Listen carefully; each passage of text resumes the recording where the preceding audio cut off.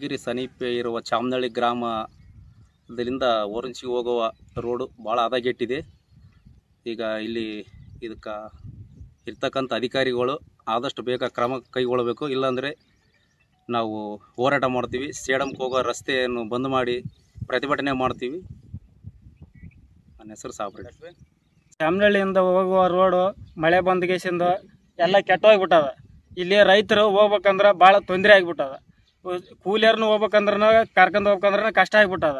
ಇದೇನ ತಕ್ಷಣ ರೋಡ್ ಮಾಡಿಸ್ಲಿಲ್ಲ ಅಂದ್ರೆ ಸೇಡಂಗೆ ಹೋಗೋ ರೋಡು ಬಂದ್ ಮಾಡ್ಬೇಕಂತ ಪ್ರತಿಭಟನೆ ಮಾಡ್ಬೇಕಂತ ಮಾಡ್ಕೊಂಡಿದ್ದೀವಿ.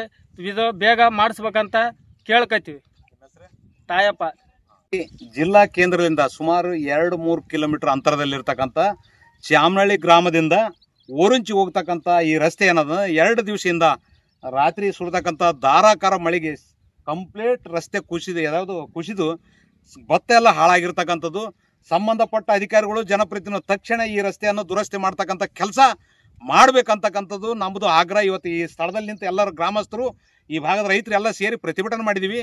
1 ವಾರದೊಳಗೆ ತಕ್ಷಣ ಇದರ ರಸ್ತೆ ದುರಸ್ತಿ ಮಾಡಬೇಕು ಮತ್ತು ಮುಂದೆ ತೊಂದರೆ ಆಗದಂತೆ ಕ್ರಮ ಕೈಗೊಳ್ಳತಕ್ಕಂಥ ಕೆಲಸಕ್ಕೆ ಅಧಿಕಾರಿಗಳು ಮುಂದೆ ಆಗಬೇಕು. ಇಲ್ಲದಿದ್ದರೆ ಯಾದಗಿರಿ ಟು ಸೇಡಂಗೆ ಹೋಗ್ತಕ್ಕಂಥ ರಸ್ತೆ ಬಂದ್ ಮಾಡ್ಬೇಕಂತಕ್ಕಂಥದ್ದು ಇವರೆಲ್ಲರೂ ಕಲ್ತು ರೈತರು ಇವತ್ತು ನಿರ್ಣಯ ತೊಗೊಂಡಿವಿ. ಈಗ ಕೃಷಿ ಚಟುವಟಿಕೆ ಮಳೆ ಚಾಲುವಾಗಿರೋದ್ರಿಂದ ಕೃಷಿ ಚಟುವಟಿಕೆಯಲ್ಲಿ ರೈತರು ಏನದ ಇವತ್ತು ರಸಗೊಬ್ಬರ ತೊಗೊಂಡು ಹೋಗಿರ್ಬೋದು, ಹೋಗೋದು ಮತ್ತು ಆಟೋದಲ್ಲಿ ಯಾವ್ದಾರು ಹೆಣ್ಣು ಮಹಿಳೆಯರು ಕೂಲಿ ಕೆಲಸಕ್ಕೆ ಹೋಗ್ಬೇಕಾದ್ರೆ ಪರಿಸ್ಥಿತಿ